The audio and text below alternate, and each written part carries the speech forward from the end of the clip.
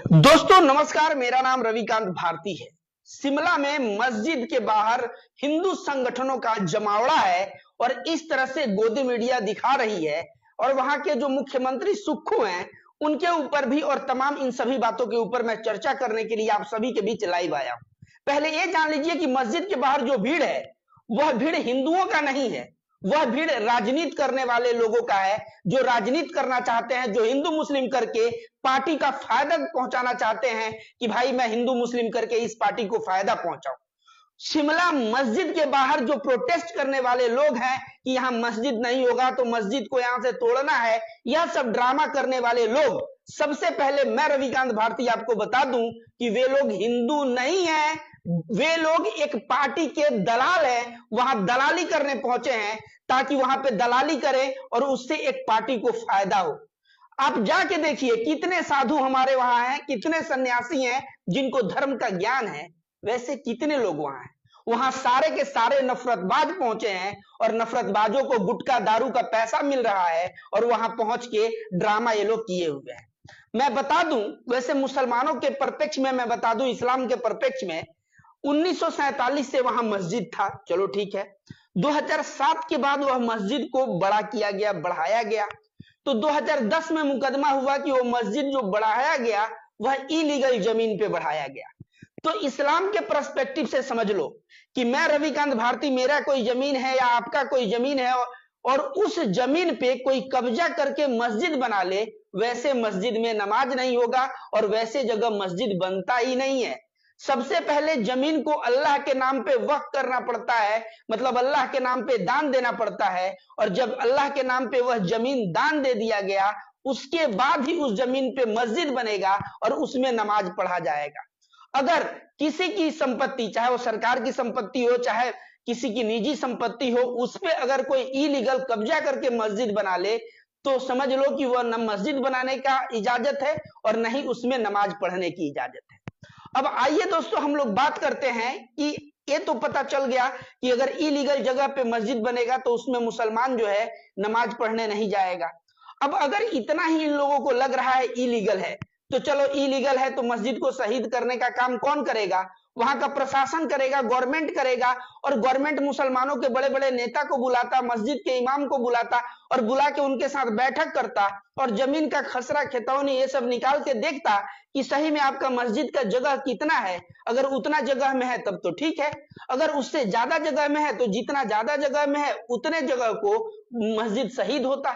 लेकिन यह सरकार मुसलमानों के लोगों से बैठ के चर्चा करके विचार विमर्श करके करता, लेकिन यहां पे तो नफरतबाज तुले हुए हैं कि हम खुद जो है मस्जिद को शहीद करेंगे। तो ये लोग खुद करना चाहते हैं। ऐसे में बुज़दिल सुक्खू सरकार है, सुक्खू सरकार को क्या करना चाहिए कि जो भी नफरतबाजों के बड़े बड़े जो नेता हैं इनको पकड़ के जेल के अंदर डालना चाहिए और हिदायत दे देनी चाहिए कि ऐसा करोगे तो बड़े नेता तुम्हारे नहीं बख्शे जा रहे हैं तो तुम लोग भी नहीं बख्शे जाओगे। लेकिन सुक्खू सरकार जो है ना, भीगी बिल्ली बना हुआ है, एकदम बिल्ली बना हुआ है। वहां पे पुलिस के ऊपर यह नफरतबाज, यह आतंकी जो है पथराव कर रहे हैं। बताइए पथराव कौन करता है? चाहे कोई हिंदू करे मुसलमान करे, पथराव करने वाला व्यक्ति भारत के संविधान के खिलाफ क्राइम कर रहा है और भारत के संविधान के खिलाफ जो क्राइम कर रहे हैं उस पत्थरबाजों को जो ये लोग कह रहे हैं हिंदू संगठन के लोग, अरे उनको बोलो ना गोदी मीडिया के लोगों कि आतंकी लोग ये हिंदू संगठन के लोग हैं। कोई हिंदू बाबा ऐसे अच्छा सदाचार वाले हिंदू को बता दोगे जो इस तरह से किसी के मस्जिद के बाहर जाके और खुद कानून हाथ में ले कि मस्जिद को मैं शहीद करूंगा? मैं फिर से बोल रहा हूं कि सुक्खू सरकार को बड़े बड़े जो हाथ है ना उन सबको पकड़ के अंदर करना चाहिए ताकि जो छोटे छोटे लोग हैं उनको पता चले कि क्या नतीजा होगा अगर जो है हम लोगों ने कानून अपने हाथ में लिया। यहां सुक्खू सरकार तो ऊपर से पुलिस वालों को बोल दिया है कि भाई कोई भी ना लाठी चले, ना गोली चले, ना इनकाउंटर हो, कुछ ना चले। अब वे लोग लाठी गोली अगर नहीं चलाते हैं तो बेचारे क्या हुआ, पत्थर मारे ना, 6 पुलिस वाले घायल हो गए, बुरी तरह से घायल तो कई हुए हैं, 6 की स्थिति बुरी है और उसमें एक महिला भी है। आप बताइए, अब ये महिला के ऊपर कोई पत्थर मार रहा है, महिला पुलिस के ऊपर, इस मौके का फायदा उठा के उन नफरतबाजों को क्यों नहीं नफरतबाज करार दिया जा रहा है, उनको क्यों नहीं कहा जा रहा है कि ये गलत है, आतंकी हैं, कानून अपने हाथ में ले रहे हैं, यह इस तरह के लोग हैं, ऐसा नहीं कहा जा रहा है। और ऐसा पुलिस वालों को हिदायत दे दी गई है कि कुछ भी हो तुम लोगों को वहां कुछ नहीं करना है। अब पुलिस ना लाठी मारेगा ना डंडा मारेगा, ये लोग पत्थर मारे, पुलिस 2 4 5 घायल है, हो सकता है उसमें 1 2 पुलिस वाले भले शहीद हो जाएं, पुलिस वाले शहीद हो जाए वो ठीक है, लेकिन कांग्रेस का भाई जो है वह जो है अपने आप को कहता है कि हम संविधान को मानते हैं, हम सभी लोगों को लेके चलना चाहते हैं, लेकिन कहीं ना कहीं बहुत बार जो स्टेप लेने की बात आती है उसमें फेल हो जाता है। अब तमाम लोग कहेंगे कांग्रेस का स्ट्रेटजी होगा, क्योंकि ये लोग हिंदू मुस्लिम क्यों कर रहे हैं, क्योंकि हरियाणा में चुनाव है, हरियाणा के चुनाव को लेके ये लोग हिंदू मुस्लिम कर रहे हैं।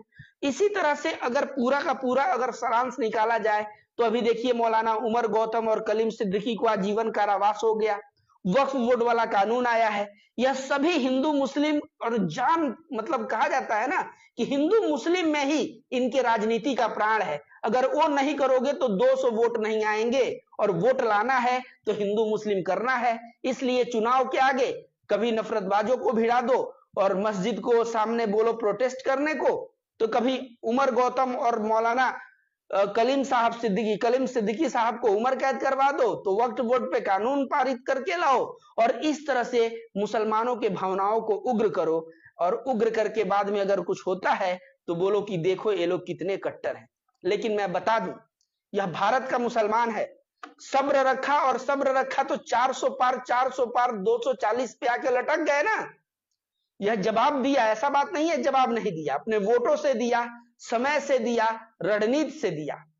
तो कहीं ना कहीं यहां पे देखिए मैं क्या बोलना चाहता हूं, मेरे बोलने का मतलब ये नहीं है कि कांग्रेस कुछ उल्टा सीधा कदम उठाए, लेकिन कांग्रेस कम से कम बोले ठीक है तुम लोग यहां से निकलो पहले प्रोटेस्ट के जगह से, हम मुसलमानों के जो इमाम हैं, लीडर्स हैं, उन सबको बुलाएंगे, उनसे बैठक करेंगे, बात करेंगे, मस्जिद के जमीन का पैमाइश करेंगे। हाँ, मस्जिद जितने में होगा उतने में मस्जिद रहेगा, अगर मस्जिद इलीगल जमीन में थोड़ा सा भी बढ़ता है तो उतना पोर्शन शहीद हो जाएगा, क्योंकि इस्लाम भी यही कहता है। इस्लाम कहता है कि किसी भी संपत्ति में आप जो है, किसी भी संपत्ति में आप मस्जिद किसी के संपत्ति में नहीं बना सकते, पहले जमीन को अल्लाह के नाम पे वक्फ करना पड़ेगा, और उसके बाद ही उस जमीन पे नमाज हो सकता है, उस मस्जिद में नमाज हो सकता है। लेकिन थोड़ा गुणागणित समझिए, क्या भारत में जितने मस्जिद हैं सब अल्लाह के नाम पे वक्फ करके ही बने हैं कि कुछ इलीगल मस्जिद भी है? तो मेरा बात समझिए, इलीगल मस्जिद कैसे बना है? ऐसा नहीं है कि हड़पा गया है, जितने भी मंदिर हैं, बहुत सारे मंदिर प्राइवेट प्रॉपर्टी में हैं, लेकिन बहुत सारी मंदिर ऐसे जगह पे भी हैं जहां सरकारी संपत्ति है। ऐसे तमाम जगह आप देखेंगे कि सरकारी संपत्ति के अंदर, जैसे सरकारी संपत्ति के अंदर वहां पे मंदिर मिलेगा। जैसे आप फॉर एग्जांपल बीएचयू कैंपस चले जाएं, उस कैंपस में एक मंदिर आपको मिलेगा। ऐसे बहुत जगह है जहां पे देखेंगे रेलवे स्टेशन के ऊपर मंदिर मिलेगा, और बहुत जगह आप देखेंगे कि सरकारी जहां जहां संपत्ति है वहां पे मंदिर मिलेगा। तो जब सरकारी संपत्ति पे मंदिर बनता था, सरकार इग्नोर कर देता था।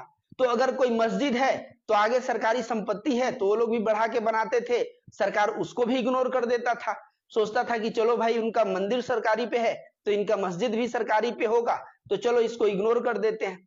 और इस तरह से इलीगल कंस्ट्रक्शन हुआ है। नहीं तो इस्लाम की माना जाए तो कोई भी मस्जिद किसी भी व्यक्ति के निजी जमीन पे अगर बनाया जाए कब्जा करके, या किसी का भी जमीन हो, चाहे वो सरकार का ही जमीन हो, कब्जा करके बनाया जाए, तो उस मस्जिद में नमाज नहीं हो सकता। और जब नमाज ही नहीं होगा तो फिर मस्जिद का मतलब मस्जिद किस लिए बनता है?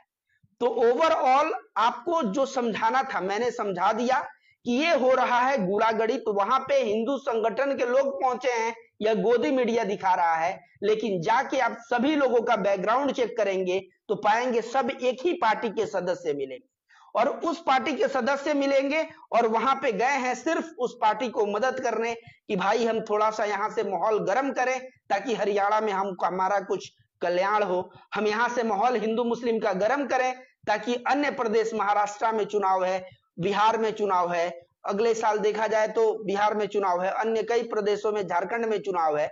उन चुनावों में इनकी नैया पूरी तरह से डूब रही है और वो बैतरनी, वो नैया को पार कराने के लिए सिर्फ एक ही हथियार है, वह है हिंदू मुस्लिम। और उसके लिए ये लोग नफरतबाजों को ड्यूटी दे के रखे हैं और पूरा जान फूंक के रखे हैं कि भाई अब तो हम लोग मरने वाले हैं, डूबने वाले हैं, 200 वोट नहीं मिलेगा, कुछ तो ऐसा करो जिससे हमें वोट मिले। और उसी लिए यह जितनी भी कम्युनल और सांप्रदायिक मानसिकता है वह दिख रही है, यह प्रोटेस्ट उसी का नतीजा है। आपको बता दे दोस्तों, वक्फ बोर्ड का लाने का इंटेंशन भी वही है। और कहीं ना कहीं आज जो सजा हुआ है ना, मैं लिख के देता हूं, उमर गौतम और कलीम सिद्दीकी साहब, ये जज का फैसला है, लोअर कोर्ट का फैसला है, कोर्ट के फैसले के ऊपर कुछ नहीं बोला जाता, लेकिन मैं बोलता हूं कि यह फैसला सही है कि गलत है इसको छोड़िए, हाई कोर्ट में जाके ना ये स्टे हो जाएगा और अभी ये लोग बेल पे हैं, फिर बेल पे रहेंगे और बाद में जाके देखिएगा कि नतीजा क्या आता है। नतीजा क्या आता है अंत में आप देखेंगे जब मामला हाई कोर्ट और सुप्रीम कोर्ट तक जाएगा। लेकिन यहाँ पे जैसे जैसे चुनाव नजदीक आता है वैसे वैसे हिंदू मुस्लिम याद आता है।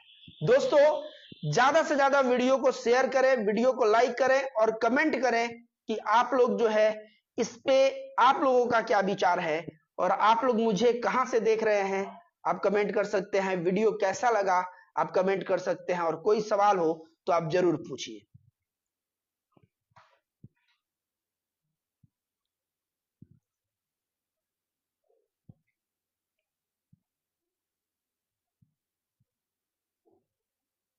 एक भाई ने लिखा है सुक्खू सुक्खू फुद्दू निकला, या सुक्खू जो है ना वो एकदम डरपोक निकला, डरपोक सीएम। अगर कांग्रेस का राहुल गांधी को अभी क्या करना चाहिए ना, सुक्खू को हटा के वहां कोई मजबूत सीएम लाना चाहिए, और नहीं तो डीके शिव कुमार को लाओ और बोलो कि सिक्खू को ज्ञान दे कि क्या क्या करना है।